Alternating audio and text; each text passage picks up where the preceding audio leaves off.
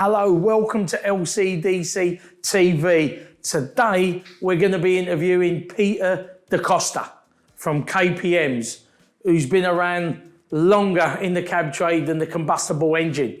He's got opinions on everything to do with taxis, and I'm really looking forward to interviewing him today.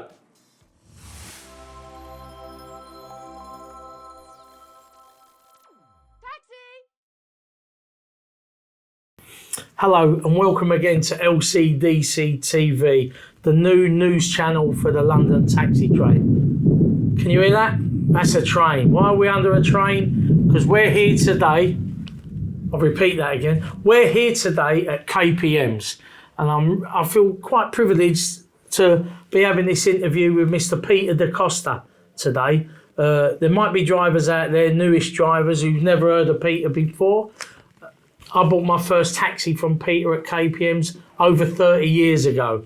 And they say about Peter, if you cut him down the middle, he's got the cab trade all the way through like a stick of rock. So, Peter, thanks for giving up your time. Welcome. Pleasure. You're like me in a sense that we're a bit old school, yeah? We're seen as the ancient school. We're seen as the old ones, right? When did you got a badge, Peter, haven't you? Yeah, I still keep my badge. I passed out in 1968, and a lifetime ago, or maybe two lifetimes ago, I was your archetypal butter boy because I was a boy when I passed out. I started the knowledge, I was 20 and 3 months.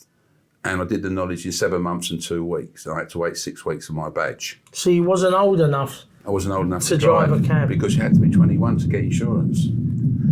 So there's a situation, but it was a very good birthday present, a 21st birthday present, to go and pick that badge up for 3 shillings. And how did you at that time, how did you decide that you wanted to be a cab driver? No, I didn't want to be no cab driver. It was my late mother, who was the mentor of my life. The whole family were in the cab trade. As most East End families, it was. If you weren't a market trader, you went on the knowledge and you became a cab driver. So it was. I'm telling you what you're going to do, and that's it. So I did the knowledge, and I hated doing it, but I thought, I'm going to get this over very quickly. So I used to work 14 hours a day, 7 days a week. Wow. Call over 100 Blue Book runs every night. And, well, that's the only way you could do it. And how did your appearances go? Because we've all got horror stories of appearances. Well, how did yours go, Peter? 3 monthly appearances, 4 3-weekly appearances, 1 2-week, and 1 suburb, 1 driver, Mr. Mothersdale, who was the driving instructor, driving the examiner at the time. So I did more 3 weeks than I did 4 weeks. Okay, and I mean now you'd have to wait to you have to wait to your first appearance. I think the time I finished the knowledge. And remember that time, all right, I was a bit lunatic doing it, but that was how I wanted to do it. But at that time, it would be 12 to 14 months. This 4-year nonsense, 3-year nonsense, absolute nonsense. And that's why I think this 3-4 year business is why the cab trade has diminished so much. Stuttering, isn't it? Why would you want to do 4 years on the knowledge? It's mental. And has London changed that much? No, they built, since I did the knowledge, they built Canary Wharf. I'd get lost over there now, Brian, but that's another story. But all they did, what did they do? They built Canary Wharf.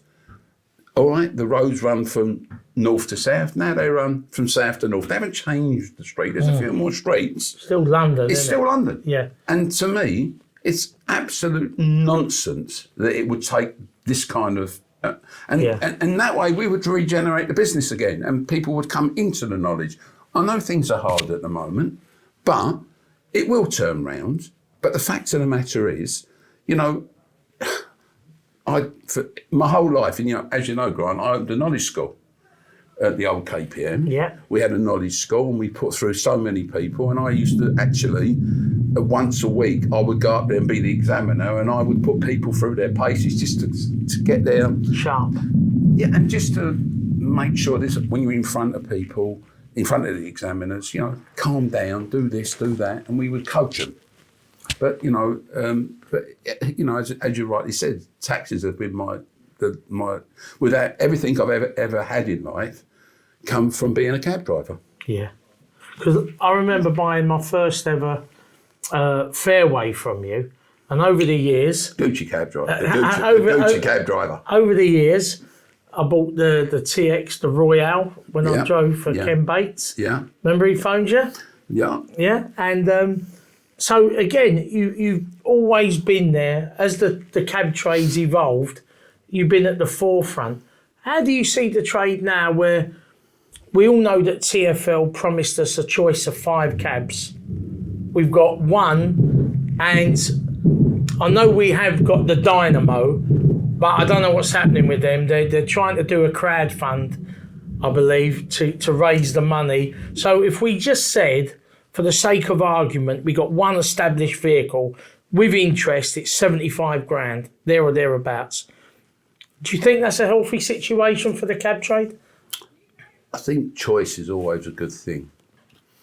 The one thing is we have to keep our identity. So whatever vehicle comes in, if there was another, we must keep our identity.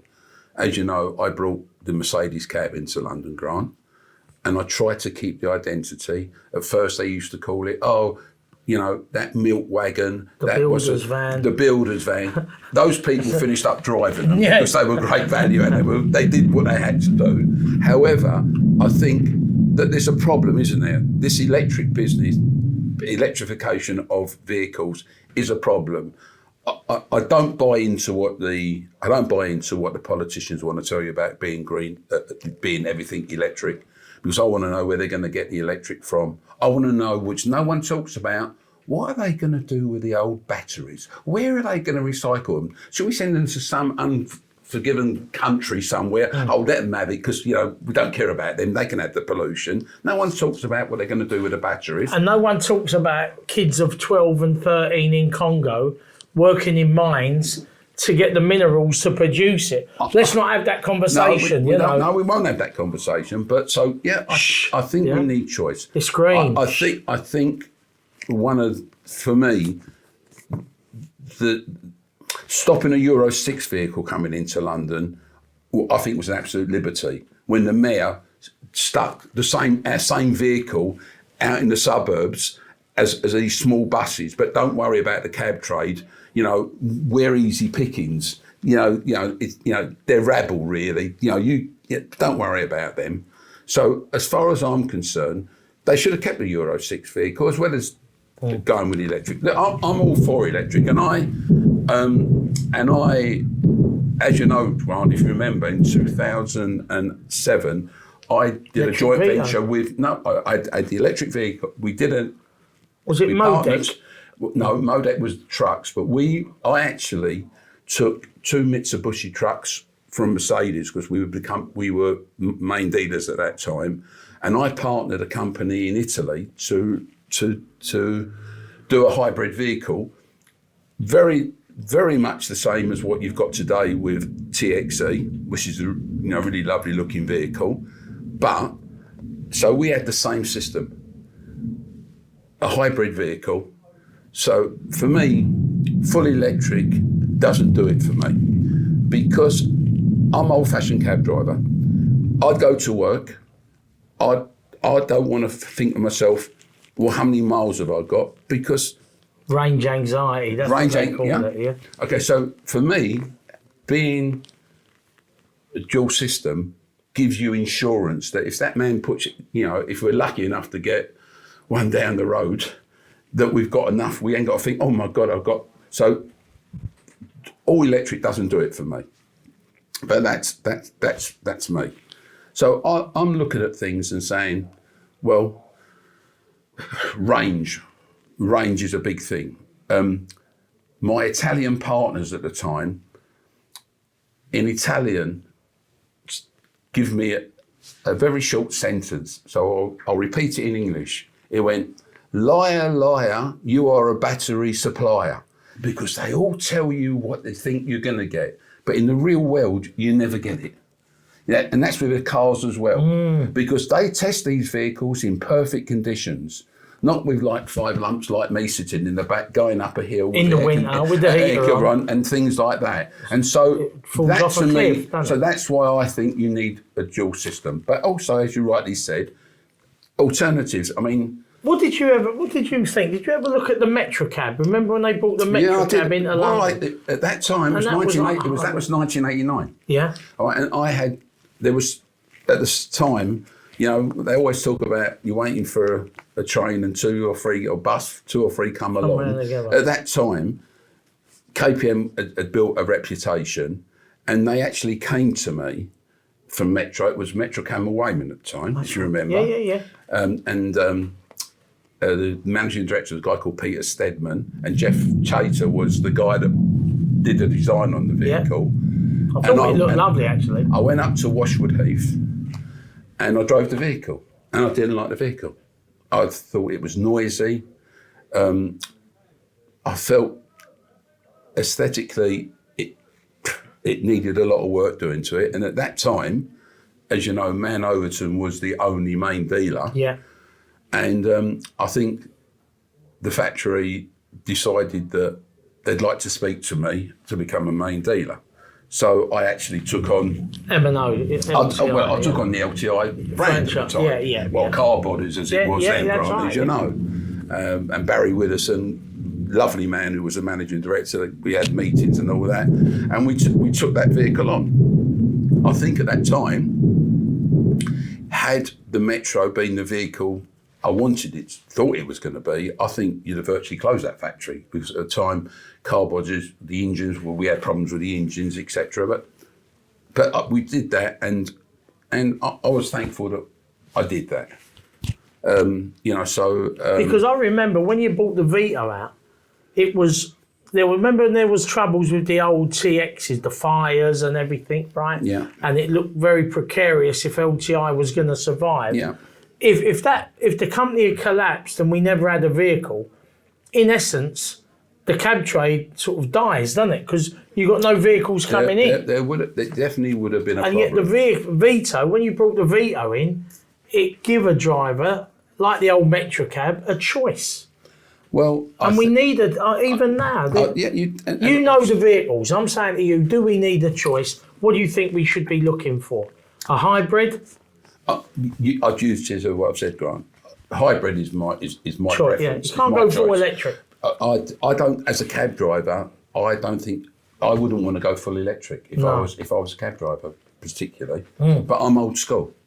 You know, when we brought the Vito out, it never had a spare wheel, and I went, how can you put this vehicle out with that not a spare wheel? The 2 acts as a garage and as a driver. Yes, the practicality of it. And to be quite truthful, that's always been a problem with me, because as much as people like me, don't like me, whatever the case may be, I'll tell you what I think. If you don't want an honest answer, don't ask me this question. Yeah. And that's me. I've always been that way, and I've always had that problem. I've sat the other side of the desk, and I've got a bill when I first started. I drove for 7 years before we opened KPM, and so we look at things and say, you know, we have to. A choice is one thing, and having a vehicle.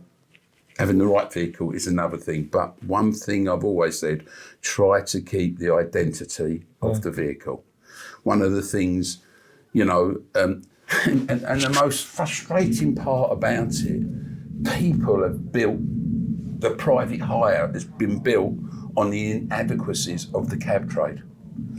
The inadequacies of the cab trade, you know, with the refusing and attitudes and whatever the case may be.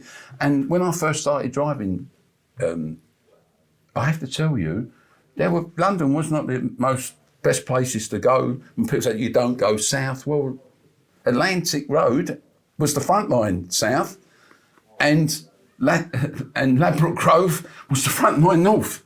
You didn't want to turn left into those squares for safety. When I drove at night, for safety safety reasons. And people have to realise also, you know, when you drive a cab, you're on your own. You have to make a decision. All right, now most of it's on apps, which I think is What do you think of the apps? Because again, you don't drive at the moment, but you've seen the trade, how we've developed over the years.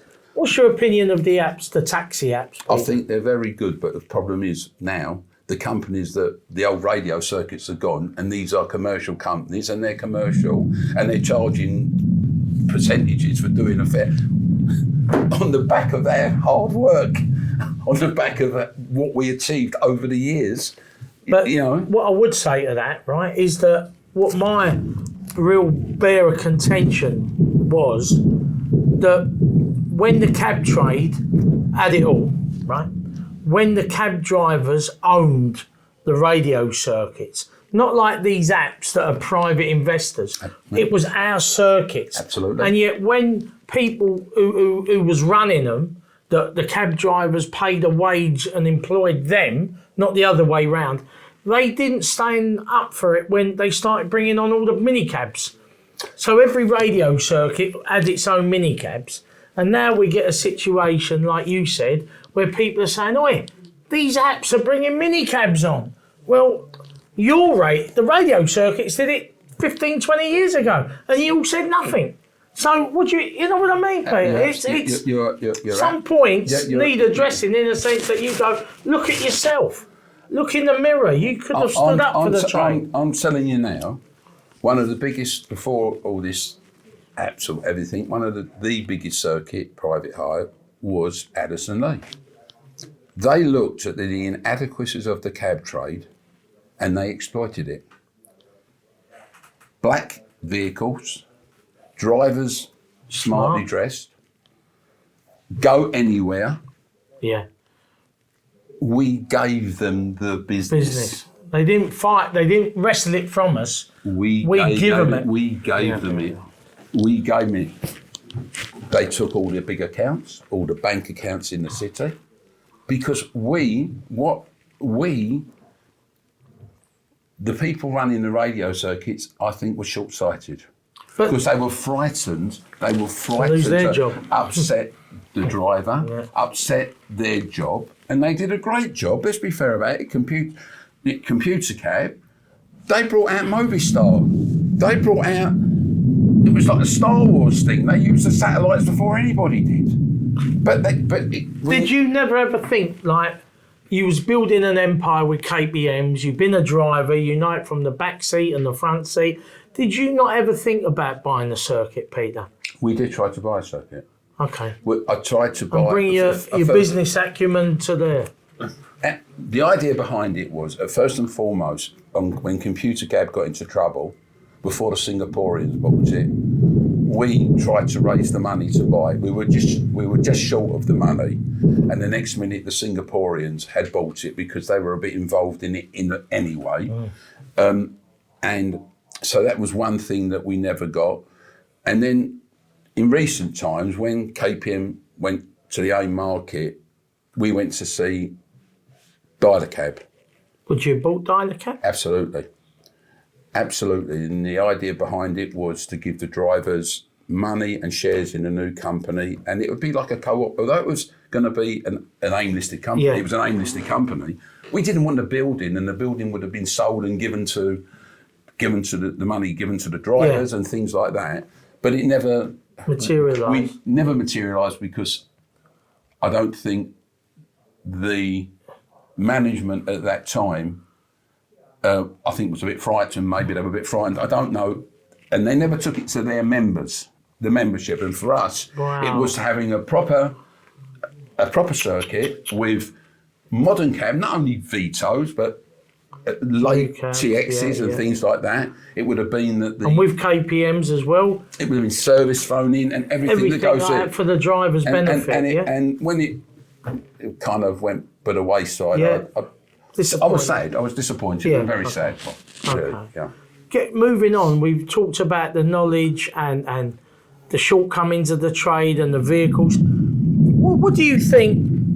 How do you think, because you've seen it from both the ages, Penton Street, the old carriage office, how do you think the cab trade's fared under TfL, Peter? I think it's been a total disaster. One of the biggest things I said, and people laughed at me, I had never had any problems with Penton Street taking vehicles up for passing. We knew exactly what they wanted. And I said, the biggest nail in the coffin for us as a business, as a Industry, unit, an industry, yeah. was the fact that they closed Penton Street. We lost our identity the day they closed the doors on Penton Street. Yeah. That was it. That was our chapter shut. And that's where, you know, I know it's not right when you say people used to like tremble when they used to go up there for the knowledge. There's respect and all about the tradition it was the heritage of the cab trade. Transport, TfL has been a total disaster. A total disaster. I agree with that 100%. You know, the quality of the vehicle fell by the wayside. You can't speak to nobody. We sit on the phone an hour and a half to book a cab in for an overall. An hour and a half. If a driver, they come in to me, they're in tears sometimes. They've got problems with that, you know, with medicals and one thing and another. They can't speak to nobody. It's a disaster. No good, is it? No good. They get it, you know, with the greatest respect, everyone's entitled to earn a fortune, but if you're going to take big salaries, TfL, get off your backside and do your job. Mm. If you don't want us, tell us you don't want us. Yeah. Do you feel... I get the impression, though, that the cab trade with TfL has always been a bit of the old beep child, you know what I mean? The child in the family you don't really talk about. I think they think about it as an irritant on their backside. Because they're all they're interested in buses. That's all they're interested in. The mayor's always interested in his buses. Let's put all the buses on, put the buses on, And I once was at Aldwych at 11 o'clock in the day. I counted 20 buses, and I don't think there were 20 people on 20 buses. And he wants to know, clean up London. It's a joke. There seems to be a real anti-taxi agenda. And what I was going to say was that when you look at it, Peter, every mayor, since they brought a mayor back into London, I'm really trying to find a positive that the mayor has done for the cab trade. No, they use us as Durex. No, they use us as all the visitors to London love a black cab, and they use us for their political promotions. Yeah. But do they like us? Well, bus lanes, cycle lanes. Best running tracks in London are the cycle lanes, because you never see anybody running in the cycle lanes after 9 o'clock in the day. Mm. You've got a situation where London, it's not Amsterdam. Wake up, London. We're not Amsterdam. We're not a bicycle city. You know, we are London, the capital, one of the top financial capitals of the world, and you're running it like it's a village. Well, Khan says he don't want a car-led recovery. But unfortunately for the cabs, we're already in our vehicles. We're in the cabs. So, and if we don't want a car-led recovery, there's 100,000 minicabs, which in essence are private cars with just their phone on the window screen. Well, he's taken a pound note, I'll use the word pound note, in front of what he really wants, because he knows 100,000 minicabs licenses. He's got no money now. He's pleading poverty. So why would he, you know, he wants fines. They want fines to fill up the coffers. Yeah. It's madness. How can you have one single lane going down Marylebone Road, Euston Road to feed Euston Station, St Pancras Station and King's Cross Station? It is absolute lunacy. More to the point, it takes work away from us, because I've got drivers that come in here that are embarrassed at some of the fares they're having to charge. I know. £18 from Liverpool Street Station to Fenchurch Street Station one day. £18. That's killing us more than the other mob, yeah? I always said that we can live with your Ubers and all that business, because if anybody wants to get an Uber, take your life in your own hands, because that's them. We're professional people with the safest form of transport that they've ever been in London. The most regulated cab service in the world. Which TfL are destroying, by the way, with the way they're carrying on. Yeah. And so the fact of the matter is, but what's killing us is we can't go down the same road as a bus. Where is the lunacy in that? I mean, as you know, we UTAG, you know, part of UTAG, we won the day with him. But now the mayor's borrowing £1 million to fight it.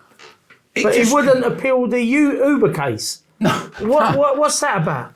And the fact of the matter is, we didn't know the ramifications of what we set out to do. Our main concern was where buses go, taxis go. Because that's the right thing. We're licensed people. You want to put us through the mill when we do the knowledge. You want to put us through the wheelchair. You want to supply vehicles. And yet you want to treat us like dogs.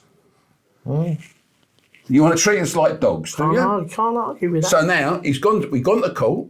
Out of 2 cases, 10 items, he's had his backside slapped. What we didn't realise, the judge, and thank God we had someone who looked at it sensibly and without prejudice to anybody, and she said, no, it's not only the bus lanes. You shouldn't be doing this. You shouldn't be doing that. You haven't taken into consideration the local neighbourhoods and things like that. Now, I mean, sticking flower pots up, and you know, I would ask you, forget us for the moment. He's responsible for the police, fire brigade, ambulance service. How do they go down these streets with flower pots? I would like to know how many lives have been lost, and the crime in London is astronomical. Off the radar. Off the radar. Yeah. But the police can't do their job.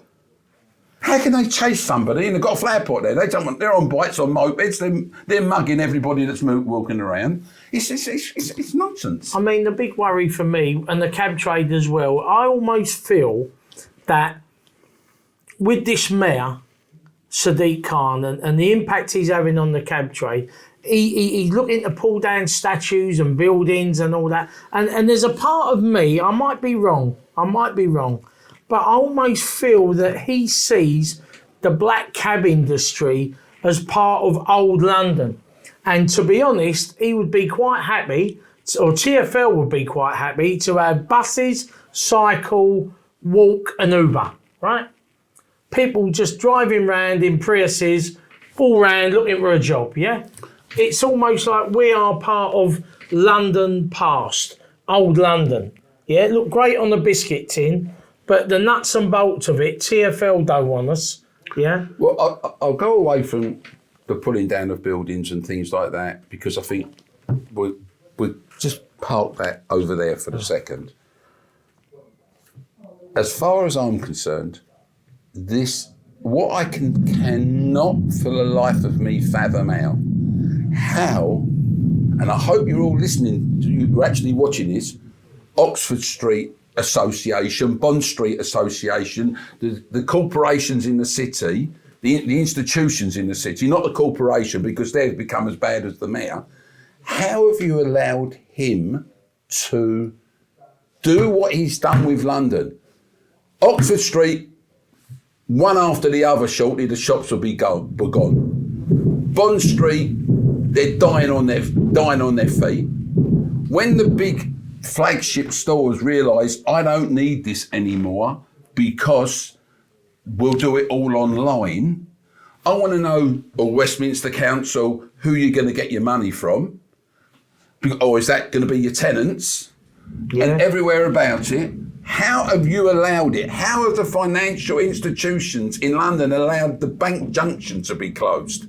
How do I get, if I'm in a wheelchair, to down the bottom of Cornhill? How do I go to the Bank of England? How do I go to number 1 Lombard Street? How do I do this? You want me to wheel my wheelchair down the street in the pouring down the rain or it's snowing? How have you allowed to do it? You've got to be off your head. And wait till the offices start to empty. Because now, what's happened now, and I have to tell you people, recession is not a perfume by Calvin Klein. That I'll tell you. It's real. This is my 3rd recession in the cab trade. And I feel And this is an honest truth. I actually went before the lockdown to Covent Garden with some family that wanted to go there. They live in France. And I tell you, I was in tears in Covent Garden because it's the first time I actually went into the centre. It's a ghost town. It's a ghost town. I got a cab back to the garage, and it's off a commercial road from the rank in Covent Garden. The man had been sitting there for 2.5 hours, told me thank God for Netflix. What is that all about? I know. What is that all about? It's almost become a dictatorship, isn't it?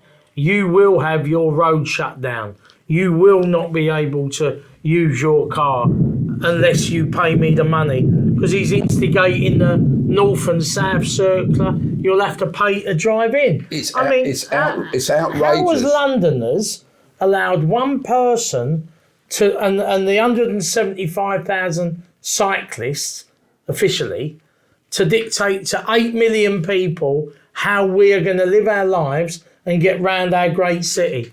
Because if nothing's done soon, this ain't going to be a great city anymore. We'll lose everything. We've got a situation. The cab trade is decimated at this moment in time.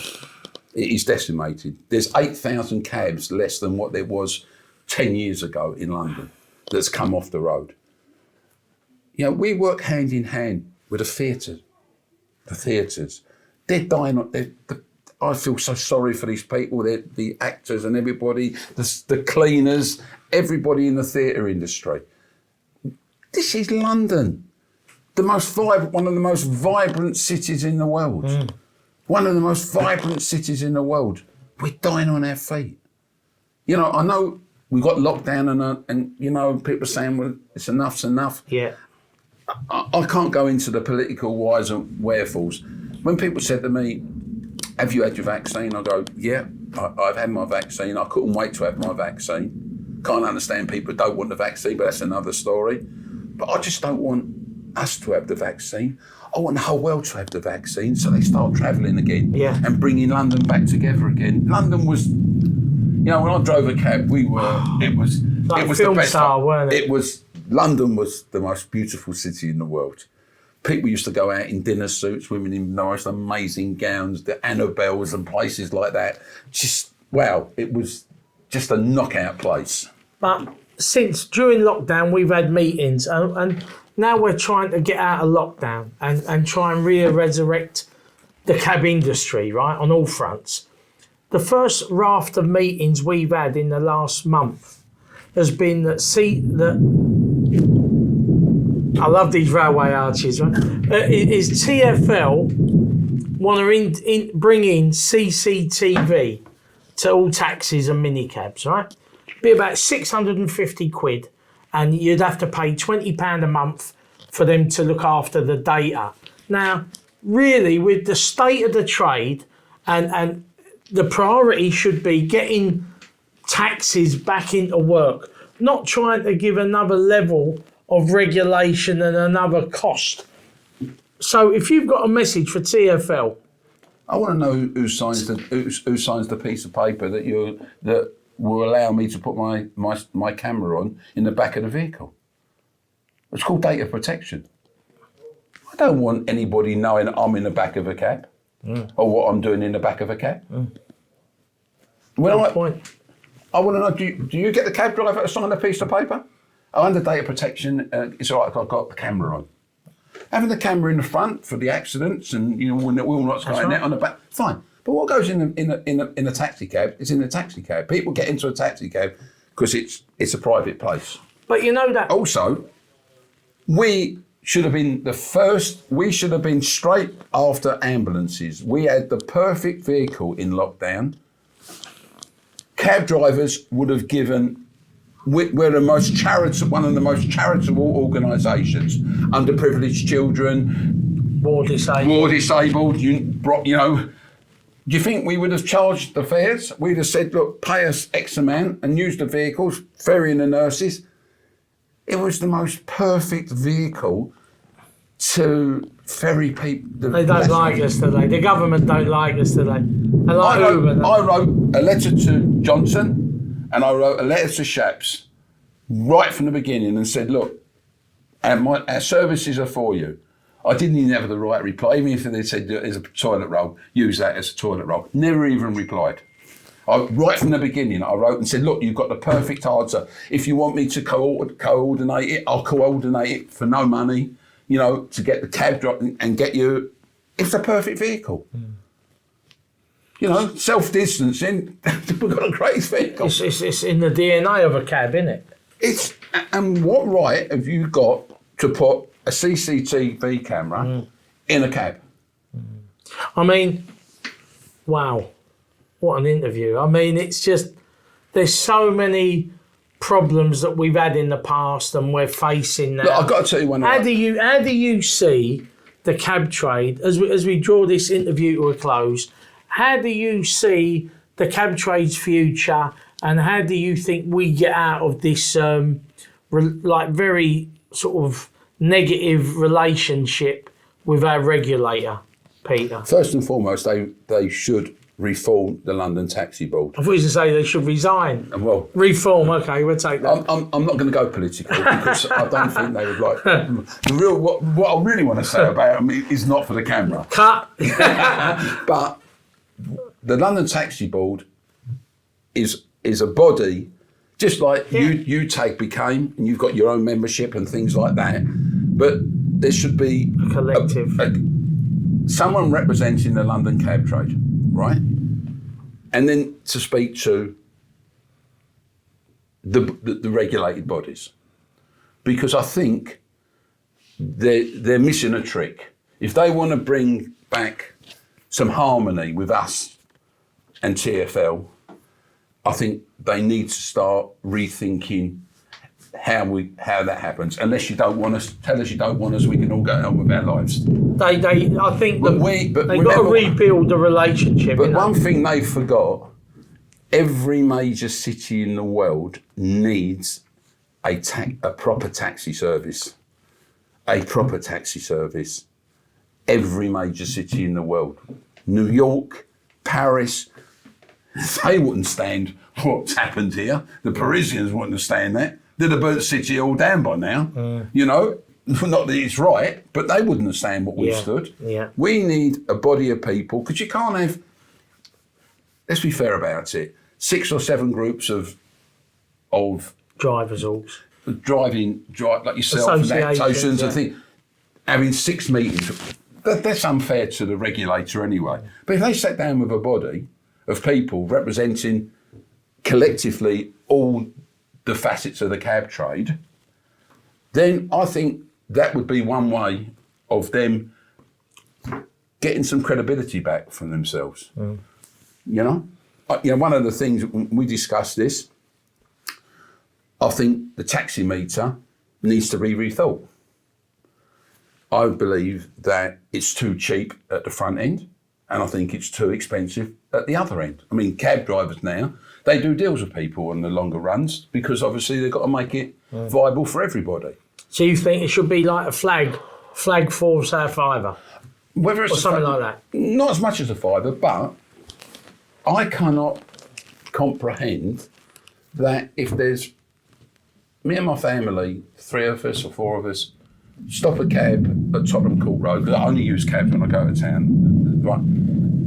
Stop a cab at Tottenham Court Road and say, can you take me to Selfridges? It costs you more on a bus than it does in a cab. 70 grand, electric, all singing, all dancing cab, yeah. It's ludicrous. Yeah. But at the other end, I can understand why people say, oh, cabs are too expensive. But most cab drivers will do a deal for a long run these days. That's a really hard one, because there'd be drivers watching this who are say, yeah, but my cab costs me X. I've got to earn X. And for years, the fare increase, the tariff increase, was all to do with the cost index. So if your costs went up, your fare would go up accordingly to help you pay for your vehicle, insurance, but the bread and butter fares are too cheap, Grant. The bread and butter fares are too cheap. And by the way, the drivers not happily want to pay it. They are paying these apps 20%, 15% of the fare. Well, if you had a fixed fare at Heathrow at X amount of pounds, like they do in New York. It's stuck on the window. I go to LaGuardia for X. I go to JFK for X. You know, people think, well, why am I getting on the Rattler at Paddington and paying £20, whatever it is, per person, when virtually, every time they've paid the cab driver to go to Paddington, boom, he's going to take them to Heathrow. Yeah, good chat. Yeah. You know, it's There seems to be loads of sort of, not, I wouldn't say problems as such, but there's so many different hurdles we got to like get over, haven't we, for the cab trade to be viable again. You know what I mean? Again, you know, I speak to members of a day. A lot of them are very, you know, upset about how we've been managed by TfL and the new stuff coming out from the mayor's office. A lot of them are saying to me, if Khan gets in, we're finished. Another 4 years, we're done here, yeah? I mean, it's such a difficult situation. Many cab drivers I know feel traumatised that they've just been under attack from the regulator and from the mayor and from the government. It's almost like, what have I done to deserve this? But I'd like to think, though, that if people ain't going away on holiday this year because of the COVID, right, I'm hoping that when things start opening up, people from outside of London will start coming back into London, have the lovely long weekend, the theatres, the restaurants, the bars. That's what I'm hoping for the cab trade in the summer. We're all hoping for that. Everyone's hoping for that. And the people that we're talking about, the restaurants, the bars, they're hoping for that. But the way he has allowed the roads to be closed and etc., people aren't going to be getting around the way that they want. And all this nonsense, now it's 7 days a week, you less charge, 7 days a week. You know, it's all really negative for London, isn't it? It's totally negative. Me, I'd open London up Saturday and Sunday, park where you want, do what you like, get people back into the capital. I know people can say, oh yeah, you only talk about London because, you know, you're Londoner, you're bred and born in London, you know, your whole life is about London. Well, I've got to tell you, London is where it all starts from. You know, people want to come to London. It's the place, isn't it? It's the place to be. Yeah. You know, your Sohos, your Notting Hills, your Shoreditches. It's full of history, isn't it? And that's even before you talked about Tower Bridge and Westminster Abbey for the tourists. Exactly. It's a great place anyway. But you're making it hard for people to operate. You know, and they say, you know, people. London's got to be open. Full stop. Absolutely. That's it. Absolutely. Peter, I'll let this train go over. We never used to have this, but times have changed. We should have done it at 3 o'clock in the morning. But listen, Peter, I've really enjoyed our chat. I know the drivers who are going to watch this and people outside the cab trade, be a real eye-opener what you've got to say about London, getting it moving, what we all need to happen. So, Peter, thanks very much. Lovely to see you. Okay, so take care. Thank you. Wow, what an interview. You can really see the passion from Peter in our interview. Cab's been his life forever.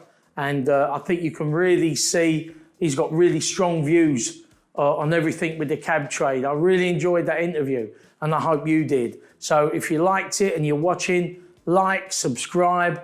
But again, leave a comment and we can come back to you. Thanks for watching.